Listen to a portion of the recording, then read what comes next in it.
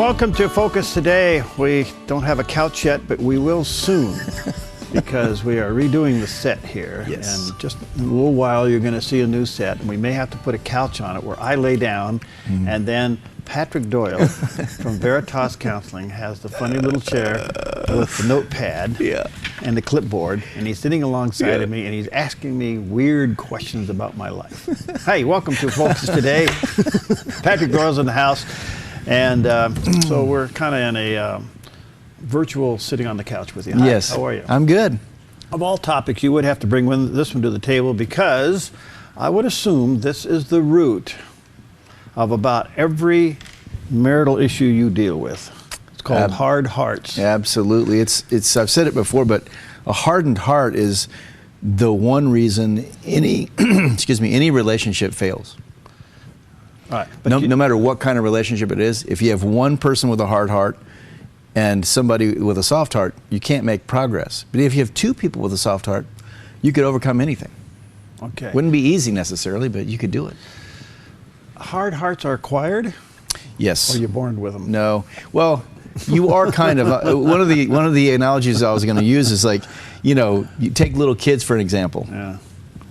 You see it a lot of the parent in the grocery store with the little kid who's not really wanting to yield to whatever circumstance the parent wants to have happen, like sit in the cart or you can't have the candy or whatever, and the kid is just having a complete meltdown. Would you say that's a sign of a hard heart? No, I just being a kid. Okay, but I say it's a hard heart because what happens is the kid is unwilling to yield. If the kid yields, there's no problem.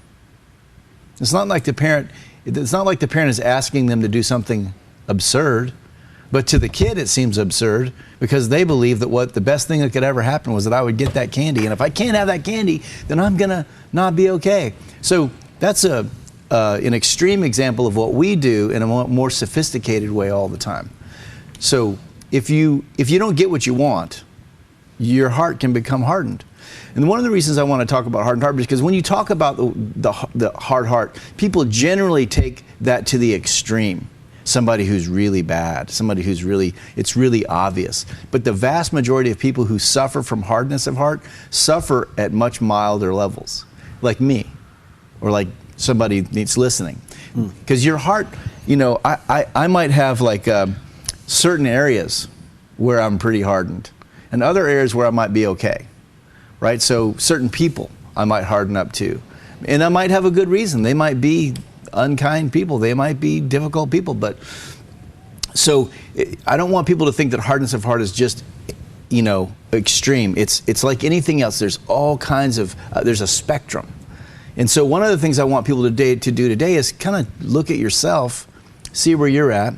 Maybe there's somebody around you who you feel is hardened toward you, or maybe you feel you're hard towards someone else. I want to talk about some of the symptomology that happens and how we can kind of look at it and what we can do to sort of maybe understand that better. A couple of weeks ago, I had my good friend Dr. Gene Getz on with the Bible, and he just gotten back from the Angola prison in Louisiana, and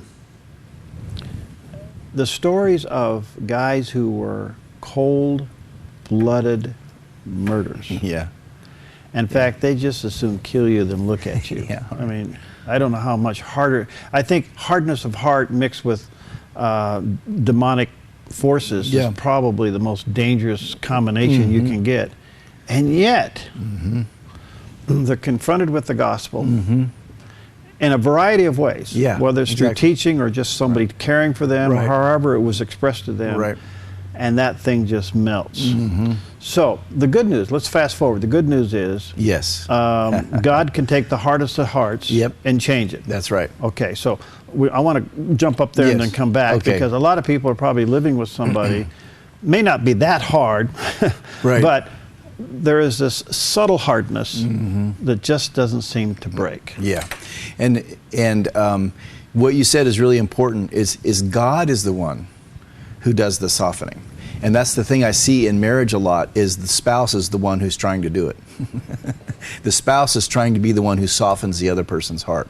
Or you're in a relationship with somebody who's struggling with hardness, and you think you're the one that's going to bring them to softness. And I'm just telling you right now, as somebody who sat with thousands of people and had the opportunity to try to bring them to softness, I can't do it. But I have seen God do it. And sometimes he does it kind of like in a moment, and sometimes he does it over many, many, many moments. But that's one of the things that I would say to people first and foremost. I want you to write yourself a resignation letter. I want you to resign from, effective immediately, I resign from all responsibilities of softening other people's hearts. Get that off you. Because listen, what that does is then it prepares you to actually be present with the person instead of having an agenda. If you have an agenda, you're not going to be loving. You're going to be, that's selfish. Okay, now now you got stuff going on. So I want, and look, if I resign from the outcome, and in other words, I can't make that person do what I want, and if I'm trying to, I'm back to being the 2-year-old kid in the grocery store. I want what I want. Now, I'm not saying it's wrong to want someone to change, but just be clear about who's got the power. It's not you. Now, every single day, in some fashion, I get to be the person that gets to watch God do his work. So, but I realize that it's not me. I'm just a vehicle. And yeah, I'll take credit for being there, but I don't have the power. And that's one of the things I wanted to tell people is that, look, this whole softening thing is way out of our control. It's God's business. And so if you're trying to make them soft instead of listening, you're probably going to miss some cues. Can you be a Christian and have a hard heart? Yeah. Okay, because that seems to be an oxymoron. Yeah. If you stay in a continual state of hardness, that might be a problem. But I've seen in my own life lots of cycles where, you know, I get hardened about something and then God comes along and starts, you know, working on me, and then I break down and I see the truth and I recognize it and I confess it and I admit to it. So I think, but the ability to be convicted, without conviction, I do have a strong question about someone's spiritual life.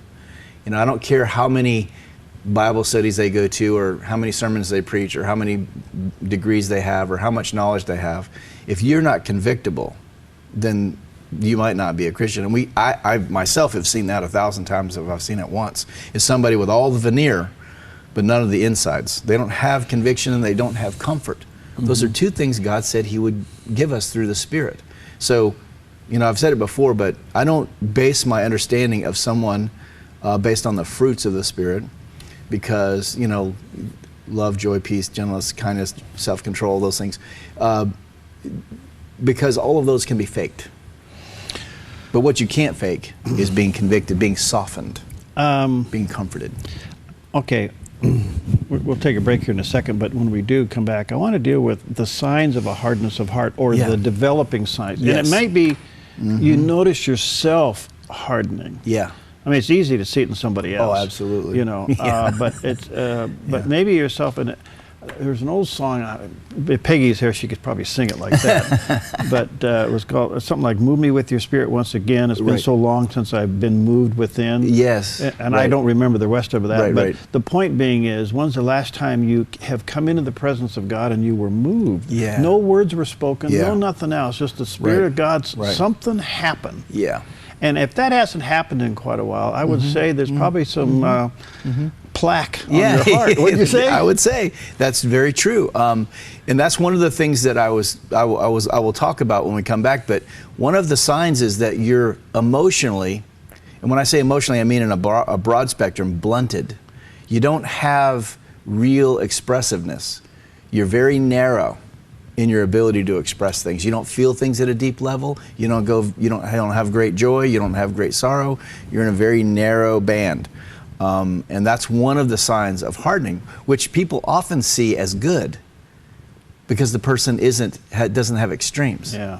Which is really sad, because then people strive to emulate that. So we're setting people up to, but you see in, you know, people that have great depth, they have a lot of emotional range. Yeah.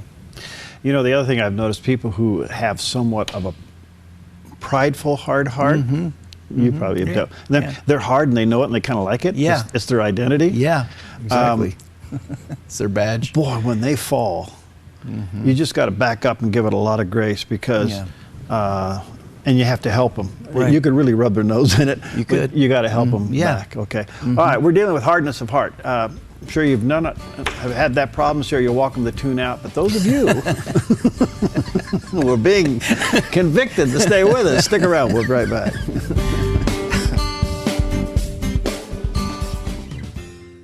Hi, I'm Paulina, and I work at the DaFTV. Did you know that when you support the DaFTV, you have a profound impact, not only in our community, but around the world? It's your continued support that takes the inspiration and hope in the programs we produce and makes them available to the thousands of people who are watching these videos online every week. Help bring encouragement and hope to our valley and beyond by making a secure online donation today at our website, thedove.us.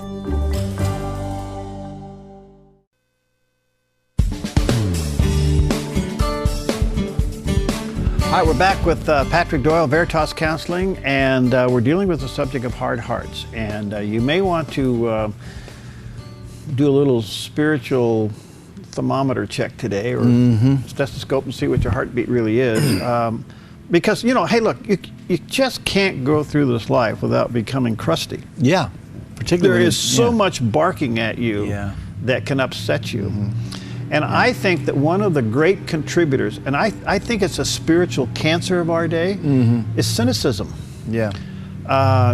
With all due respect, if you're not careful, you can listen to all this conservative talk radio, and you can become so cynical and so angry and so hardened that it's not healthy, not emotionally healthy, it's not physically healthy, certainly isn't relational health. No. And I think extended exposure to that stuff will definitely move you in a. It's not going to move you to softness. It doesn't. No. It'll move you to hardness because all the arguments are unsolvable. Well, and a lot of these hosts are selling fear. Yeah, well, that's exactly right. What in the world are you guys doing? You know, there's no hope in any of that. Right. And the Christian message is immediately covered up. Yeah. You know. Right. Somehow this information, I know something nobody else knows, becomes more important than having a soft heart. Right. Or actually, you know, like you guys talked about this morning, raising a wall for a house, or, you know, giving somebody, you know, help with their children, or mentoring someone like they do at YFC. You know, there's all these things we can do, but those are all, long term. What we see in the culture and the radio is all just words.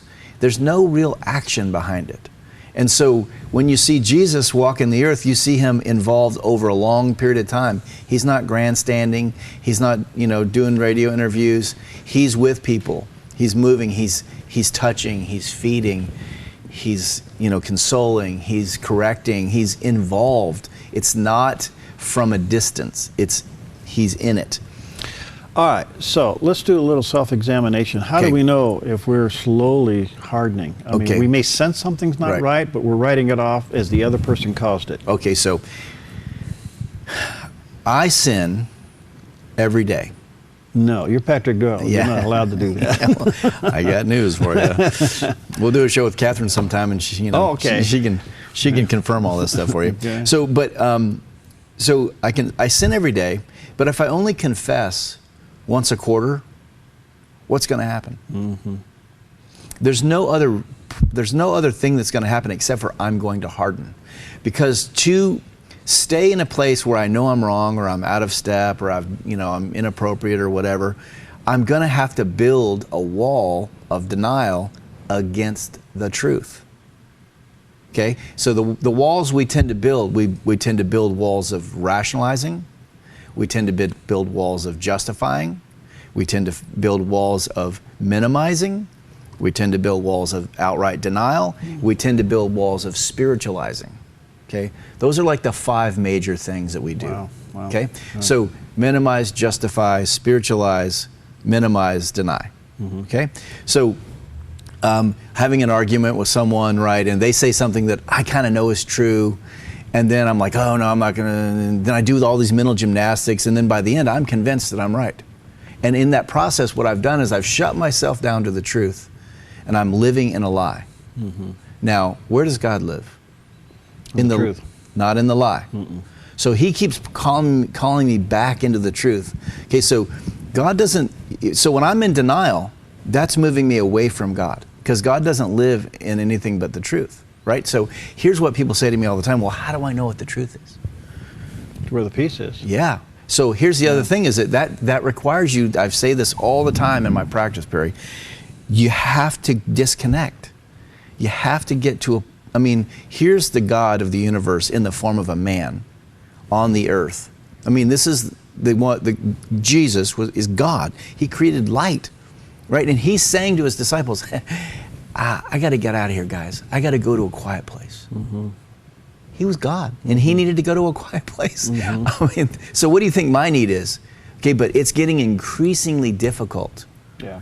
Because you can't, I mean, you might be sitting in your office quietly, but you're not quiet because you have all this input coming across the media. So, you know, we're marching backwards on our progression.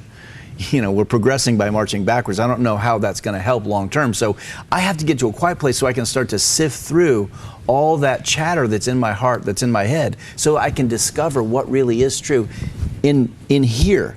You know, your spirit, your soul, your gut, your instinct, whatever you want to call it. That's where God is. He's not in your brain. You know, that's where the lie is. That's where the mental gymnastics are. That's where the never-ending discussion and the chatter and the committee. Okay, not down here. So what we do is we work really hard in our intellect, and that's where we build all the walls of denial and all the hardness starts. But the solution is when our heart is softened, and that comes usually through some sort of conviction and some sort of confession. We confess our sin one to another so that we might be healed. Proverbs says that the hard-hearted person has a difficult life, but the tender-hearted person has a good life. Okay, it's not talking about finances. It's not talking about circumstances. It's talking about a level of peace. And so I think what we do is we take the externals and say, well, if that guy's got money or he's got what he needs or he doesn't have problems, then he's got a good life. Well, how many people do you and I know, Perry, that have on the outside the great life, but on the inside they're miserable? And they have no hope and they have no peace. Well, we hear from them. And that also is a result of hardness. Yeah. Hardness also, it results in people being isolated and depressed and hopeless. That also is hardness, because I'm hardening myself to the facts of hope. And I'm telling myself, well, it's not for me, no one cares, it doesn't matter. You know, all of those things are also lies. So it can go, the hardness can go to where somebody's aggressive or outwardly hard to others. But hardness also goes, for me, it went very much inside. And I became very hardened, and it made me depressed and isolated. And anxiety was in there too. Why is it, Patrick, it's a human nature thing that's always puzzled me, and I'm guilty of it. Right. Something goes wrong, and you withdraw. Yeah. You know, and you usually withdraw into an atmosphere that's not good for you. Right. There's the old saying is you are a product of your atmosphere. Yeah. So if your atmosphere is full of negative, cynical stuff, guess what you're going to become? Yeah. There is that separating, coming apart, and being still before God. But something goes wrong, and we withdraw. We kind of shut down. Right. And we don't run to where God is. We just kind of close Him out. Yep, absolutely. I don't know. That's just human nature. What is that? Well, you know, I think it's definitely part of, you know, the fall. Okay, so God, from my perspective, this is my perspective. So, in the garden, Adam and Eve had a dependent, intimate relationship with God. He was clearly in charge. They were His creation. He took care of it. They were dependent on Him. They had an intimacy. The fall happens. Now we become independent of God, doing it on our own. And so when we have trouble, instead of seeking help, we go independent, which is the withdrawal. I'm going to take care of it. I'm going to handle it. I'm going to avoid it. I'm going to manage it. I'm going to. Instead of coming to God in dependence and saying, Daddy, what do I do? I don't know what to do. I'm overwhelmed. I'm fearful. I'm upset. I'm hurt. I'm betrayed. Whatever. Because to go there is vulnerable. Most people that I deal with, Perry, vulnerability has not been a good thing for them. They've been really hurt. People have taken advantage of them. And so that idea of trusting God and being vulnerable to Him is, while we understand it and we know it's good, it's another thing to take that risk. Yeah, but our natural experience of it hasn't been good. Exactly. So that's part of the war, which is why I keep saying that these relationships that we have within the body, are paramount in importance. So that, because sometimes what I need is a bridge, somebody that I can trust who can remind me and say, hey, you know, I just had one of these conversations last night with a good brother of mine who, you know, came that close to destroying himself in a situation. And, you know, I felt the pain of it, even though it didn't happen. I felt all the pain of what would happen. But that discussion between he and I was freeing for both of us, because it like puts things into context. And but if we don't have those discussions, we keep those things secret, like we say all the time, secrets keep you sick. And you're only as sick as your secrets. And so confession is how we avoid that stuff. All right, so the person who just knows that the softness of their heart just isn't there. They've allowed this thing to kind of harden. It's kind of the plaque of the heart, so to speak. What's the first step? Well, the first step is, I think that for most people who have hardness, they have doubt. They have doubt about their legitimacy of it, or they're in reactivity. So like, if you're, let's just take a marital relationship, and I see this all the time. You're in a relationship with someone, and that person is regularly, without repentance, harming you, okay? And now whether that's harm is intentional or perceived, doesn't matter, because you have it. So we don't want to get strung out on the argument of, is it legitimate? Because if you're feeling it, then it's legitimate, because you can't get away from it. So, you know, that person needs, if it's continual, they start to feel hopeless, like that person won't admit it, they don't see my concern as legitimate. So that person has to go outside of that circumstance to someone else to get clarity, because that relationship isn't working. And so they're not going to be able to communicate about it. So you got to go outside of that relationship to somebody who loves you, who cares about you, who's going to, you know, encourage you and be honest with you, not patch you up and, you know, blow smoke and make everything better. So they come out, and then you're like, okay, so you have to assess your own strengths, like your own abilities. And this, I say this all the time. People want to set a boundary, or they want to change a relationship, and they have this, you know, idea that's way out here, and then their ability is way back here. So you have to match your plan to your ability. So you have to get honest about what you're actually capable of. And I see this with parents a lot. You know, they want to set the boundary with their kid to help them, who's maybe a drug addict or something. They're going to kick them out, and I know when they're saying it, they have no ability to follow through with that. They're not going to be able to kick their kid out. They're not going to be able to do it. They love their kid too much. They're too afraid of what will happen, blah, blah, blah. So we can't set that boundary. We have to set this boundary that you could actually hold. Because if you start doing that, then you just make the problem worse. Do you see what I'm saying?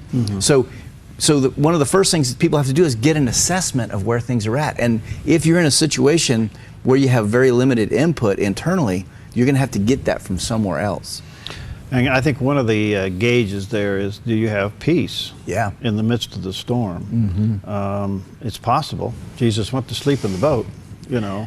So can we reach that state ourselves? Well, and peace, for me, is generally about relinquishing the outcome. Well said. Boy, think about that one. Yeah. All right, let me take a break. We're dealing with hard hearts, and with Patrick Doyle, Veritas Counseling, 541-608. 622-6108. 622-6018. Let me look it up. Let me look it up. Well, give me your business card. All right, we'll be right back. Hi, I'm Paula, and I work at the DaFTV. Every day we get letters and emails from people who've been encouraged, blessed, and challenged by the programs on the DaFTV. But we couldn't do it without you. Did you know that more than 90% of our income comes from people like you? You can help us continue to bring inspiration and hope to our community by making a secure online donation at our website, thedove.us, or call us at 541-776-5368.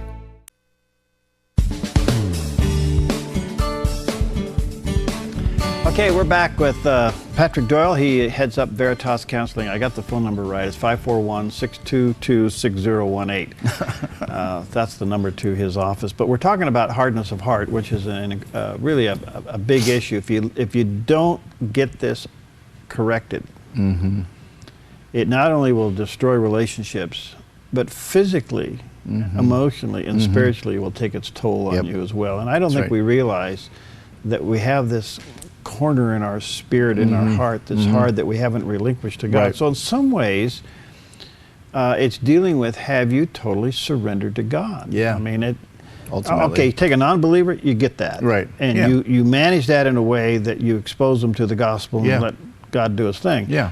But if you're a believer and you're a professing, confessing Christian, Right. and you got this hard corner of your heart, then that tells me that you got one foot with God and the other one still somewhere else. Yeah, well, and how many of us, I mean, it's universal, everyone does this. I want something, I don't get it. Yeah. Then what do I do? Throw a fit, but you clam down. But how does that, but it looks different for different people. You know, some people are highly skilled at very subtle manipulation. You don't really know that's what they're doing to you until later. Other people are just kick the door in and demand it, you know. So there's a large spectrum. So if God doesn't work on their timetable. Yes. That seems to be weakening their faith. God never works on my timetable. I know that. Or mine. Because if he did, I would probably be in Fiji right now, scuba diving or something. You know, but so if you have, so the wrestling match for hardness to me, I think boils down to, who am I going to trust? And if I, from my perspective, I have to trust in God, okay, which for me is very difficult because, you know, God doesn't really follow the plan I have. And I don't know why he isn't wise enough to see that I have the best plan. Okay. I mean, sometimes I look at myself and I'm just like, you are ridiculous. You are talking about God and you're telling him he needs to get with it or do whatever, and you can barely put your pants on. You can't, you know. So anyway, my point is that if you start to be able to trust that the outcome would be good if you didn't, you know, manipulate it, you let God have it, then what you can do is, instead of pushing and pulling and doing all that internal mental gymnastics, you can start to rest and then move. Okay? Very different than when you're pushing the rock uphill and it keeps rolling back down on you. Right? So for me, one of the problems becomes this. So look, when I was a kid, I lived in a very dangerous environment. It wasn't safe. Danger was everywhere. I had to be very alert. I had to watch out for myself. I couldn't trust anyone. So I had to manage my life myself. So God comes along and says, son, I'm going to take care of you. I'm like, okay. It sounds good, but no, I don't think so. So my whole Christian life has been this process of God helping me to trust instead of do it myself. And an example, you know, I'm writing this book, right? And so Renee is helping me write it, and so she says, she goes to a couple of writers' conferences. She comes back and she says, you know, we really need to do a book proposal. I'm like, I don't want to do that. I want to write it myself and then try to self-publish it. I don't want to do the book proposal thing. They're going to muck around too much with what I want to say and blah blah blah. And so a year goes by. We struggle with working on the book, and then I have a meeting with Paul Coughlin, and Paul says, Pat, what are you doing? Write yourself a book proposal. You have a very unique message. You have a great platform. Publishers are going to snatch you up. Write yourself a book proposal. Quit banging your head on the wall. And it was like God was like saying, hello? Hello. But, you know, my whole life, it's always been on me. And so I still have a tendency to try to put it on my shoulders and do it.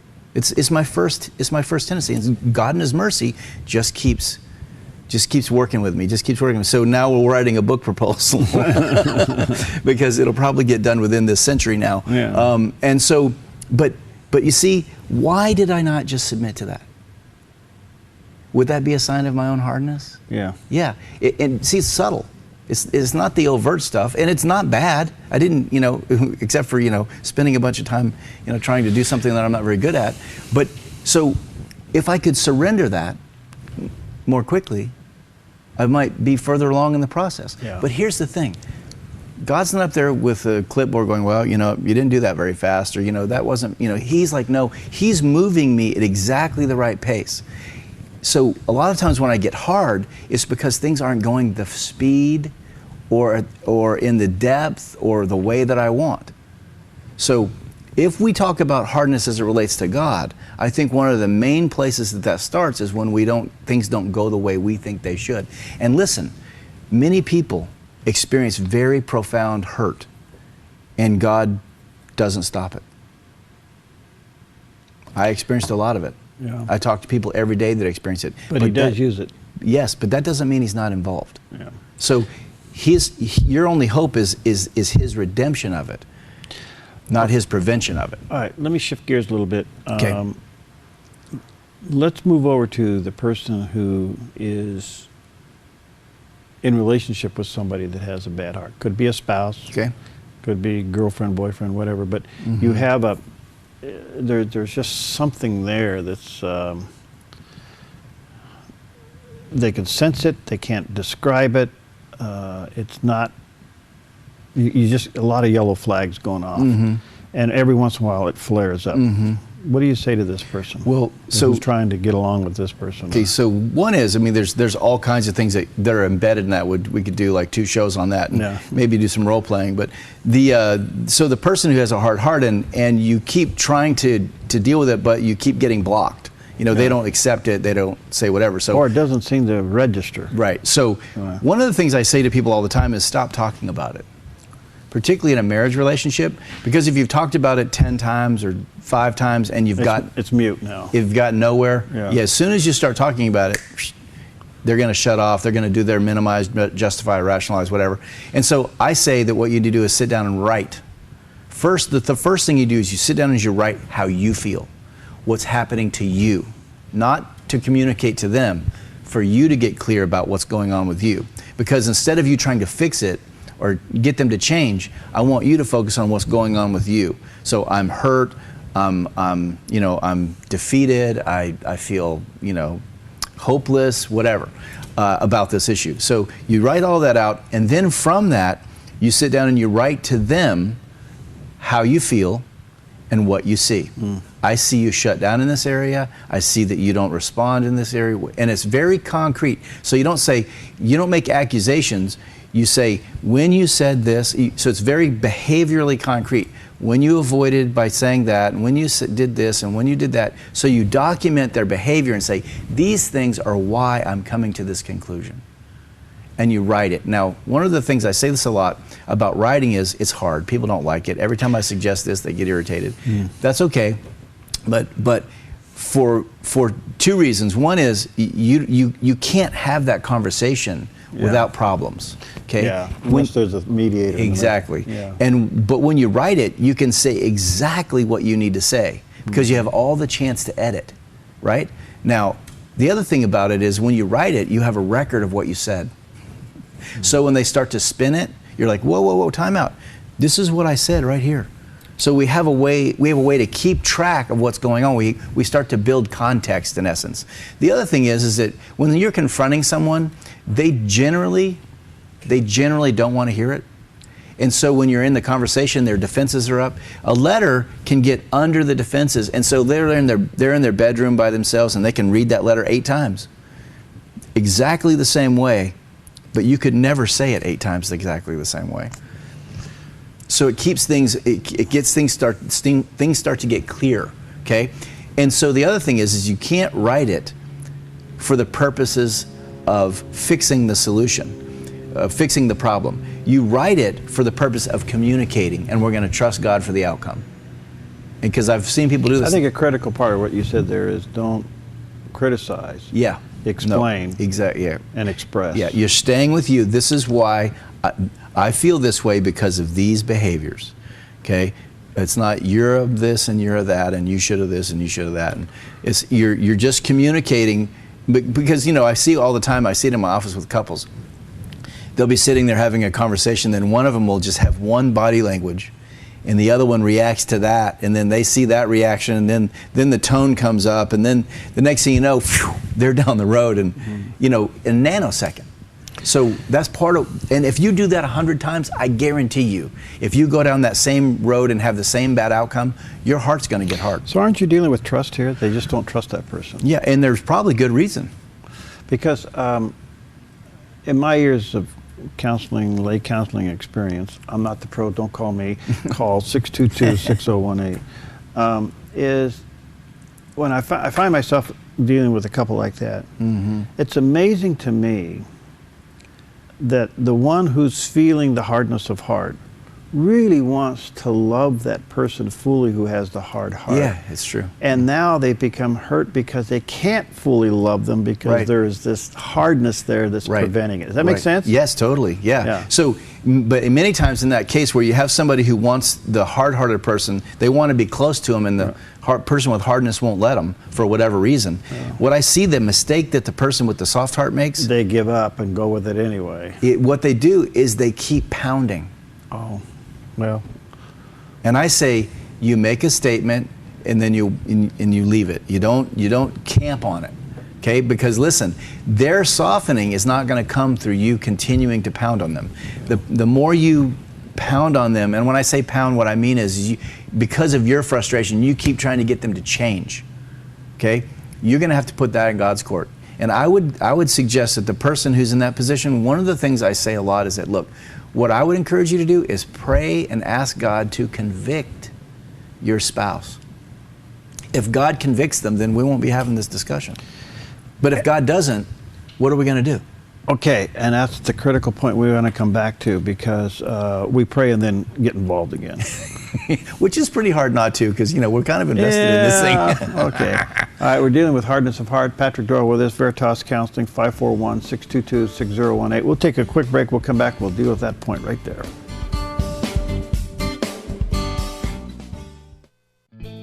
Hi, I'm Daniel and I work at the DaFTV. You know, compared to Portland, Seattle, and LA, Medford might be considered a small market, but at the Dove, we're excited about the opportunity to make a big impact right here in our community. And you help make that happen. Did you know that more than 90% of our income comes from people like you? You can help us now by making a secure online donation at our website, thedove.us, or by phoning 541-776-5368.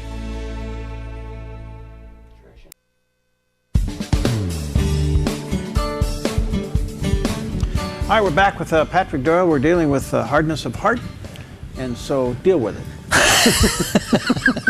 No, just kidding.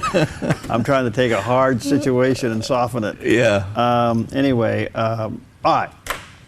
So, if God doesn't convict the person with a hardness of heart, our first natural reaction is to do the work of God. That's right.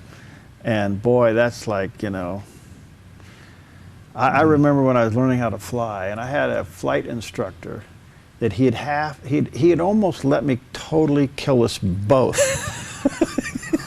before he took the controls of the airplane, you know.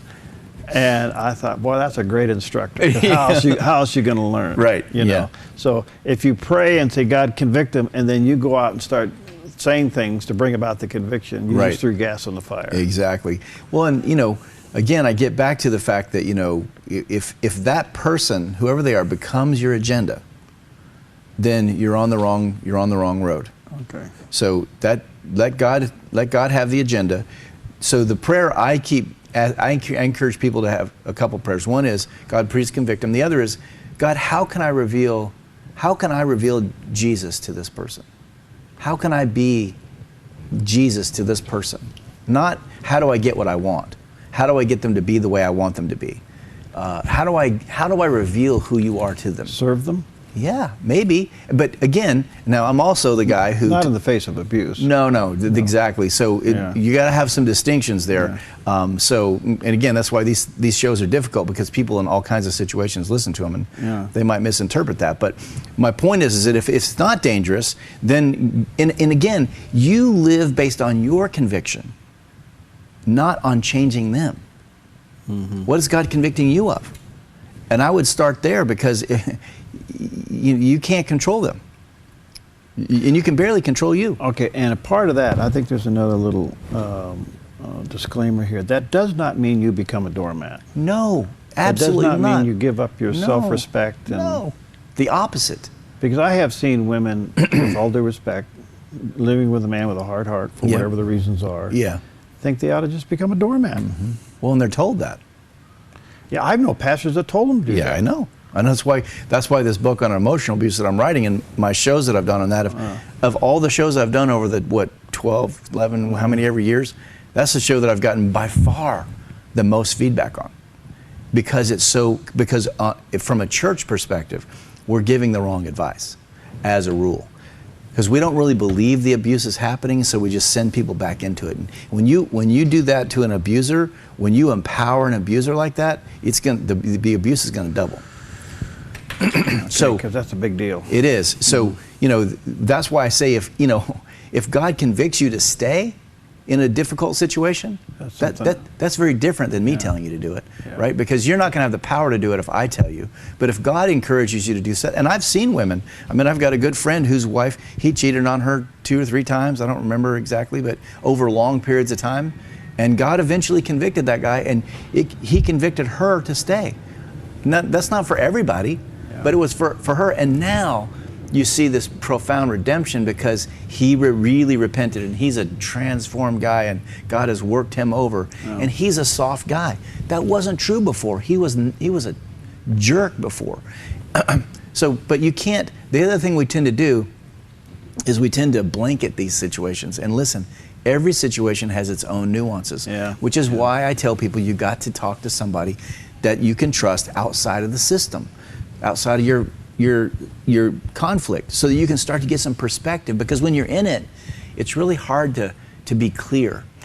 Let me share with you an experience and have you help me with this. I dealt with a couple where there was clearly, the husband had a clearly hard heart, no question about it. Right.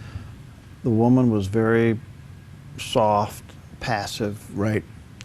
And he not only became, I would say, emotionally abusive and verbally abusive by intimidation, which is emotional. Yeah. That led to infidelity. On her part. On his part. His part, okay. Okay. So, I get them after they met with the pastor. Right. And the pastor says to the woman, you need to forgive him and submit. She wasn't too sure about that. She comes to me in a solo, says, what do I do? Now I'm going, whoa, wait a minute, time out here. I am now in conflict with everybody. Spiritual leadership. Yeah. Everything in me says that pastor gave bad advice. Right. What would you do? Well, here's the first question I have for someone in an infidelity situation. Why are you not going to take your out? Because God gave you one for this reason, right? Infidelity is one of the reasons that God gave people an out. Well, that's a powerful question. I never thought of that. Because here's the deal. What I want to know is what your motivation is for staying. If it's to please the pastor, you're a fool. If it's to, keep your kids from being hurt, it's too late. So we got to drill down, what is your motive for staying?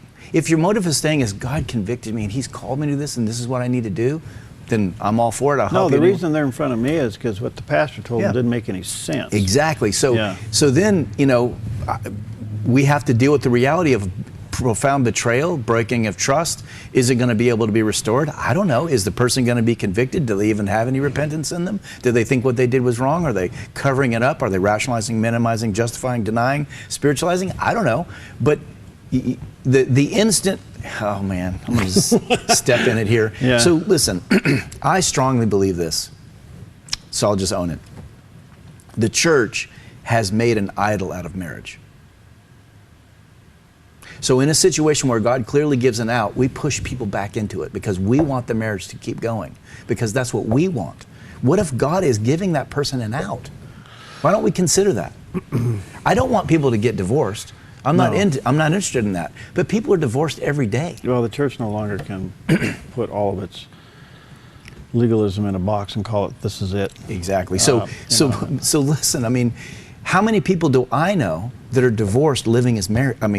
Married living as divorced. Yeah, well, a ton. But on this situation, what I was trying to figure out was, I never considered the question you just asked, right? Which is to me powerful, and it's now embedded in my brain. If this situation ever occurs, right? But part of your counseling, and my involvement in people's lives, flies in the contrast of what a church is saying, right? Yeah, and yet there to be submissive to that pastor, I get that, right? And it's contrary to what I'm thinking and sensing, and I'm going, oh my stars, I'd rather have a root canal than trying to figure this one out. Right. So, but it happens too often. Well, yeah, and so listen, I've done shows on adultery. Yeah. You know, adultery never happens in a moment. No, I realize it's a buildup, and you can see the hardness of the heart. Exactly. That's exactly what happens. Yeah. So listen, that marriage, when they come to the office because someone had an affair, there is long-term underlying circumstances that have to be addressed. Right. And we can't put that back together without addressing that if we're going to be loving to our brother and sister who are hurting. Well, I'll tell you what I did on this situation. I can't wait. Many years ago, I didn't have you in my life telling me to handle it. Well, you were around, but I didn't consult you. I don't know. I just said, this is a case for a supervised separation. Yep. So I didn't say leave and quit and bail, right? But it did say there has to be a timeout here, and that sends a message to the offender, wait a minute, you're not getting away with this. Yeah. And it says something to her, you need a safe place. So I just recommended a supervised separation. So if someone is hard-hearted enough to have an affair, and then we tell the victim of that, whoever that is, male or female, that the way you deal with the person with a hard heart is to act like it didn't happen. Well, that's the instructions she was given. I know, but so what does that do? How does that help the person with the hard heart? Oh, it just said, do it again. It does not give them the opportunity for healing. Yeah. So we're not loving either one of them. And that's the part that scares me, is like, so then there's this marriage that has this huge foundational crack in it, and we're gonna force two people to live in that? We got about 90 seconds here to wrap this up. So the person who's living with somebody with a hard heart, let me ask you this, where does boundaries come in? Yeah. Because you're being tugged, and your heart's going to become hardened. Yeah. Two hard hearts, you get the big D. Yeah. So where do you put boundaries? Well, again, that's a question that requires much information and nuance, because you have to know the circumstances pretty well. But I'll give this as sort of a blanket instruction.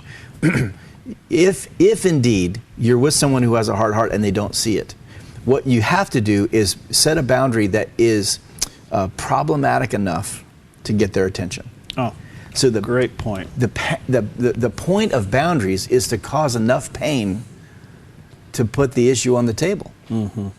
But what we want to do is, a lot of times what I see people, they want to do is they want to set a boundary that doesn't really cause any pain. Or they want to set a boundary that really is not a boundary, it's a blowing it up.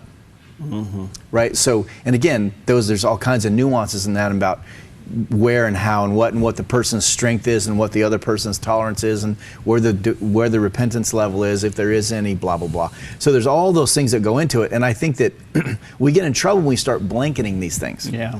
Because, you know, each situation is very unique. Well, this boils down to two things. Kind of a self-check of your own heart. Are you hardening and that maybe not realizing it? And I think one of the key indicators whether or not your own heart is hardening, have you lost your peace? Yes. Have you lost your peace before God? Are you moved by the Spirit of God? You know. Do you find your emotions are blunted? Yeah. Right. Are you? Do you rationalize, minimize, justify, spiritualize, deny? And then the other one is, if you're living with somebody with a hard heart, call 622-6018. Yeah. Well, I don't mean to, be disrespectful. It's difficult. It is. And you need help. Don't try to go at it alone. You need help. Yeah. Well, Patrick, thank you. You bet. I'll just say to our viewers and listeners, this show will be up at the Dove website in a couple of hours, and you can pick it up again, watch it again, share it with family and friends. Send it as a defense. Maybe you want to do that. But you can go to the Dove website at thedove.us, check it out. If you have Roku, it'll be there in a couple of hours as well. We'll see you next time on Focus Today.